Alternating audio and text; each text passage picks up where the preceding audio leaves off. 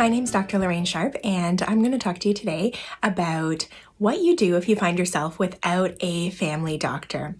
So, welcome to the YouTube video. I really encourage you, if you do like what you're seeing here, I want you to give us a like and a subscribe because we've got a lot more content coming. So the importance of having a family doctor goes well beyond just the urgent issues of a sprained ankle or a cough or cold. We are here to help make sure that now and in the future, you've got your best health. And there's a few ways we do that. If you find yourself, though, in a position where your family doctor has retired or moved, or you're new to the city and you do not have access to primary care, whether that's a family doctor, nurse practitioner in Canada, I want to talk to you about a few ways, specifically in Ontario here, that we can take control of our health, learn some of the preventative care things that are done in family medicine, and make sure that you are getting that care that you need while you are waiting on the list. If you are in Ontario, I want you right now to look at the number on the screen, and you are going to call Healthcare Connect to get yourself on the list for a new family doctor. That's step one. Step two is I want you to call your previous family doctor or any specialists that are involved in your care and see if you can get access to a printed copy of your medical records. That can help you look through diagnosis that you have, surgeries that you've had, get the dates on those, make sure you have an up-to-date medical list of any medications, including over-the-counter supplements that you have. And I really encourage you to keep a small printed copy of that in your purse or wallet so that in the unlikely event of an emergency, you do have all of your prescription medications, including over-the-counters and any injections, on hand with you at the time. Number three is check to make sure that your immunizations are up to date. In most places in Canada, your immunization record is held at your family doctor's office or nurse practitioner and also at your local public health unit. If you check out this link that I'm going to post, you can find out what immunizations you should have as an adult living in Canada and which ones may need to be updated. Best spot to update your immunizations are to call your local public health unit and make an appointment, or if that's not available, to visit a walk-in clinic. Number four is to be familiar with preventative care. So I'll go over some of the screening tests for cancer that is currently available in Ontario and most of Canada, and what age they typically start, and sometimes that can vary across regions, and also some high-risk situations where you may need to be tested earlier or more often than the general population. So in Ontario, the Ontario Breast Screening Program begins at age 50 for average risk individuals, and the screening test of choice to detect early breast cancer is a mammography, which is a type of image done usually at your local breast screening clinic or at your local hospital. And I'm going to post, there is a number that you can call. You do not actually need a primary care physician in order to get your mammogram screening up. You can self-refer to the Ontario Breast Screening Program by calling the number here and get yourself an appointment. Mammograms usually take place for average risk individuals who've had normal breast screening in the past every other year. Colon cancer screening is the next on the list. So what we know about colon cancer screening is that screening takes place, if you remember from my last video, in order to identify cancers which, if found early, are more easily treated and much more likely to produce cure than if we do not screen the individual. So the FIT, or FIT stool test, begins for average risk individuals at the age of 50. And again, I'm going to give you the number on the screen here. You do not require a family doctor to order that test. If you call telehealth in Ontario, you can get that ordered. The kit's going to get mailed to you at home. Instructions are in it. You're going to complete the kit and then drop it off at a Life Labs or the lab that's instructed on the kit, and then you can get yourself every other year screened for colon cancer. In the unlikely event that any of these tests become positive, you will get a phone call with instructions regarding next steps. Cervical cancer screening. So again, in Ontario, for women or persons with a cervix who have been sexually active, starting at the age of 25, you undergo a Pap test, and that is to screen for abnormal cells around the cervix, and that test in average risk individuals takes place every 3 years. That, remember, is separate from sexually transmitted infection screening, which you can get at any time at your local sexual health clinic, which is typically run through public health.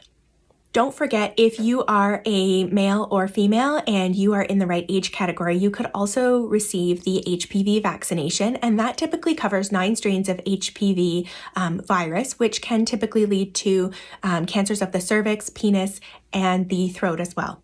Number 6 is your family doctor typically will ask you about your smoking status. So are you currently smoking? What are you smoking? How much? Are you ready to quit? Where are you in your thinking of quitting? And if you don't have access to family medicine, then, maybe we're not asking those questions. You don't have access to the tools you need. So I'm going to post a link to the Smokers Helpline. And if you contact your local pharmacy or your local public health unit, they both have access to government programs in order to help you with counseling, make sure you understand what nicotine replacement and pharmacological medicines are available to help you quit smoking.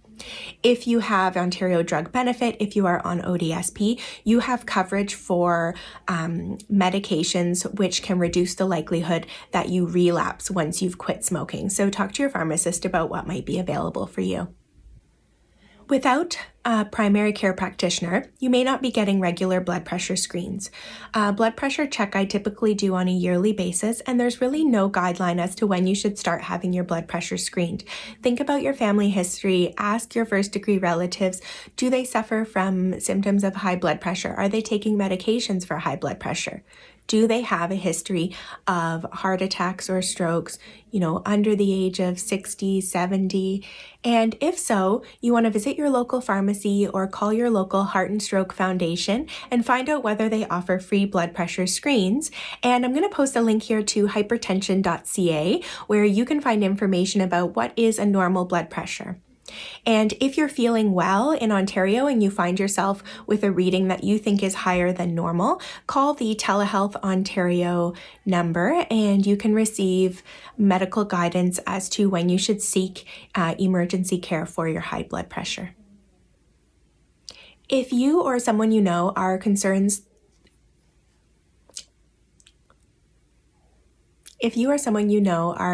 that you're experiencing symptoms of a mental health disorder, such as depression, anxiety, or otherwise, first decide, are you at risk to yourself? Are you having active or passive thoughts of ending your own life?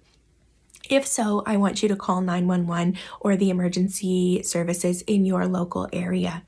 If you are not at risk but still concerned about mental health symptoms, in Ontario, I want to give you the link to eHealth as well as the Canadian Association for Mental Health, which both have crisis services which are free and online for you to get a starting point to making sure that you are taking care of yourself and your loved ones for mental health and mood disorders as well as addiction medicine. According to the Canadian Task Force on Preventative Health, in 2013, we did an update that looked at what dose of vitamin D and calcium should be given to adults. And adults of average risk should take between 400 and 1,000 international units of vitamin D per day and consume 1,200 milligrams of calcium between supplement and diet combined. And I'll post a link here to osteoporosis.ca where you can find out how much calcium is in the foods that you typically eat, and as well lots of information regarding your bone health and when you may want to be screened for a bone density in order to determine your overall fracture risk. It's really important to remember that medications like Dilantin, other seizure medications, patients who have undergone gastric bypass surgery, or who have a malabsorption syndrome like celiac disease may not be absorbing vitamins in the same way as average individuals, and therefore need lab tests to test their vitamin D level, as well as maybe other vitamin levels, and they may need higher doses of supplementation. So if you fall into any of these categories, then the best thing to do if you don't have access to primary care is to visit a walk-in clinic or call Telehealth Ontario to get advice on what screening you may require. So, in summary, without a primary care practitioner, you are going to need to become a lot more involved in your own healthcare. Part of that means you're going to need to keep a copy of your medical history, your surgical histories, as best you can, dates of diagnoses, and you want to have a good understanding of what those diseases mean. You also want to keep an up-to-date list of medications, including over-the-counter and injections, as well as allergies, with your person all the time. So, in the unlikely case of an emergency, your doctors and nursing staff have everything that we need in order to take care of you safely. You also want to be aware of what cancer screening is available in your area and what you can get without a primary care practitioner. As you heard in the video, there are a lot of screening tests that you can get in Ontario without being matched up with a primary care physician or nurse practitioner. And I really encourage you to go ahead, keep those up to date while you're waiting to get on the list for new primary care. Immunizations, your tetanus, whooping cough, yearly flu shot, those can all be taken care of through your local public health unit. So don't let those get behind. Finally, your pharmacist is an invaluable resource to managing your medications, discussing side effects, and reviewing with you what medications need some drug monitoring with lab work and where you can go and get that done while you're waiting for new primary care. So I know you're really bummed out that you don't have access to a primary care practitioner, but I really hope this video has been helpful in terms of reviewing with you some of the things that I will typically do with patients when they present into my office and helping you take a little bit more control and ownership for your own healthcare. As always, please give us a like and subscribe. Stay well, know your health. All the best.